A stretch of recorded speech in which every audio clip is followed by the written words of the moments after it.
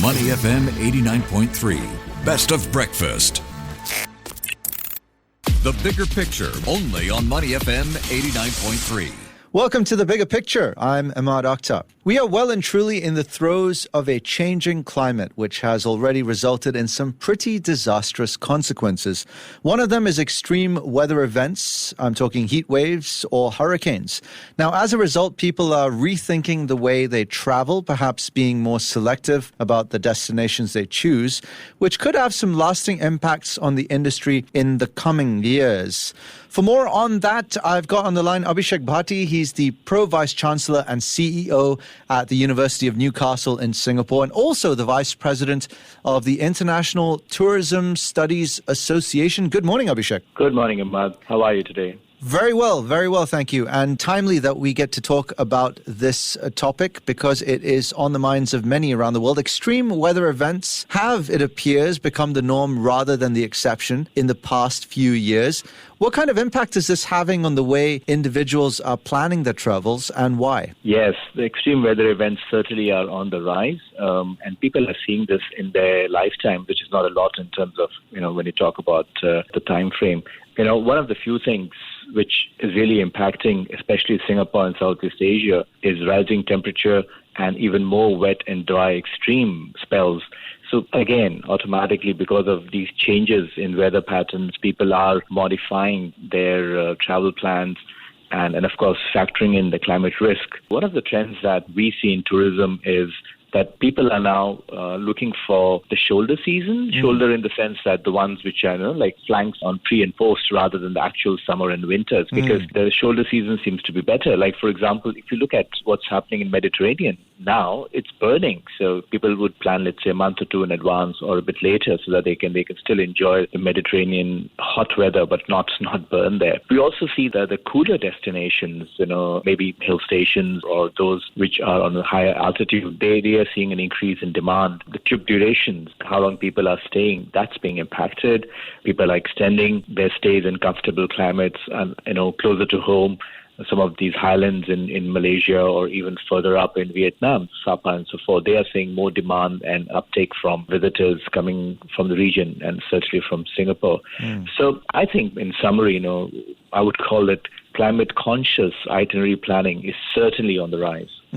Yeah, climate conscious itinerary planning brings me to this term, climate migration tourism. In other words, traveling to endangered places before they disappear. Is this beginning to become a mainstream trend? Yeah, let's take some examples here. For instance, disappearing islands like Maldives or what Venice has been going through last few decades, not recent.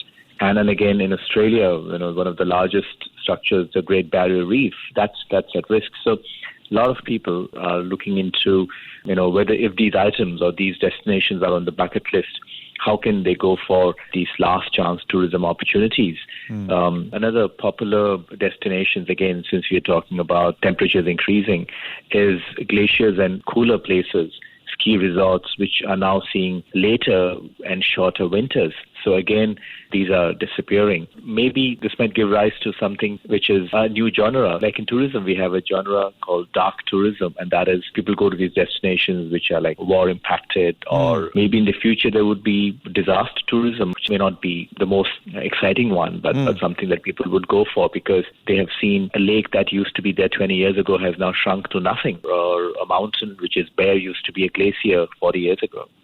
Yeah, the whole landscape is certainly being reshaped by climate change. Some groups of travelers, that being said, are remaining pretty steadfast, for example, in the face of extreme heat. We don't need to look further than Singapore. Locals here, according to agencies, are still seeing bookings rise to popular regional and long-haul destinations during peak summer months. Are these kinds of cases few and far between? My view is yes and no, in the sense summer holidays, because if that's the school holiday period for Singapore, they have no choice but to use that June holiday to travel, so they need to do it. Similarly, in North America and Europe, if the summer is peak time where, universities, schools, and even workplaces are slow, people use those periods to travel. So I won't generalize it, but certainly there are specific market segments. Let's take business travelers. Business travelers are more heat or climate resistance. If they have to go to a destination for business, they will do so. Repeat visitors, it's always the first-time visitor who needs to adjust or make most of the adjustments. If you are visiting a destination second, third, or more times, then you already know how to acclimatize. So that, of course, are some specific segments. Younger travelers, Gen Zs, millennials, they definitely are more heat tolerant as compared to older, let's say, baby boomers or Gen X and so forth. Yeah, on the flip side, what do you think about the viability of Singapore as a tourism hub given the rising temperatures here? Is perhaps being a key transit hub something that could be a silver lining for Singapore in terms of retaining travelers? Well, one thing good about Singapore is that we plan ahead. And if I go by all the developments which are there, even like 10, 15 years ago, Singapore tourism infrastructure has increased the investment in climate adaptation, things like covered walkways, having underground connections to MRT, and then different ways how to make tourists comfortable. We are becoming a climate smart city. We look at destinations that we have. We have most of the concerts happening in the National Stadium, which is again climate controlled. You could have the dome covered and you could have those big shows there. We have Gardens by the Bay, one of the new attractions. It's not new. It's been there for some time, but it's an attraction where people can remain indoors for a long time. Many of the museums are such that, you're not exposed to the elements as such. So of course, these things help moderate some of the impact of rising temperature. But the moment you come out and go out of air-conditioned facilities, it hits you, and that definitely will have impact in the longer run and will always remain a challenge for outdoor attractions. That how do you manage it? Sentosa, if you look at it, maybe the footfall there has reduced over time. I'm not sure. I don't have the exact figures. But because most of the attractions there are outdoor, especially at beaches in Sentosa, so that definitely would impact. So there are things that Singapore is doing. Again, another one is Jewel. Jewel is an excellent example of how you can remain indoors and still be exposed to greenery and some natural element, although it's contrived, it's man-made, but still, it mirrors nature as close as you could. Yeah, so given that Singapore has done such a great job of planning ahead, I suppose tourism businesses here perhaps don't have as much to worry about, but that may not be the case around the world. How are such businesses adapting? Are they at risk of perhaps having to close up shop if they are seeing less traffic? Yes, as I said, if it's an outdoor attraction, they will have to look into the model,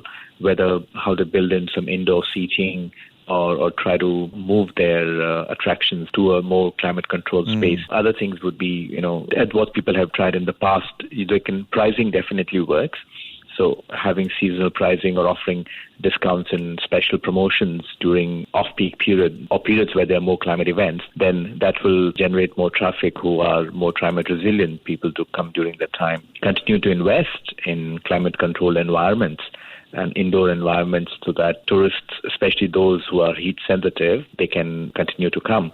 And no doubt, it's a challenge. The other thing, flip side of climate, is sustainability. As you would know, there's a growing segment of travelers, and not just travelers, general community, which now believes in more sustainable, eco-friendly practices and more meaningful experiences rather than just, going to the beach and lie down there for 6 hours or climb or hike a mountain. They look for other types of experiences which add value and meaning to life and giving to others. So again, investment in sustainable practices or ecotourism products could help businesses adapt themselves and remain viable into the future. Yeah, it's a fair point. Abhishek, just enough time for one last question. It's going to have to be a quick answer though.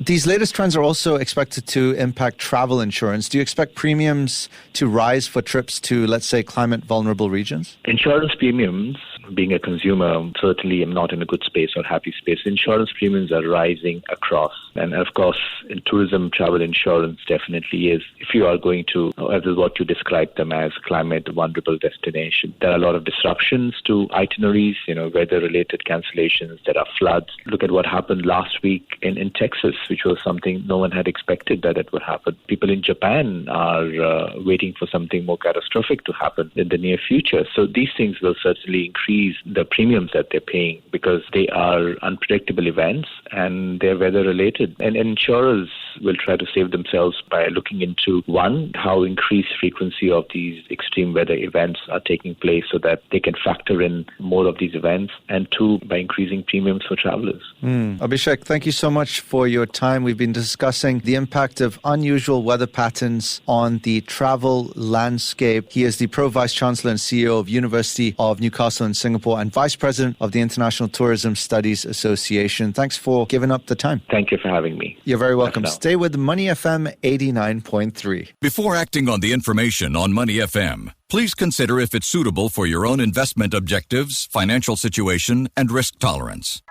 To listen to more great interviews, download our podcasts at audio.sg or download the audio app. That's AWEDIO, audio at the App Store and Google Play.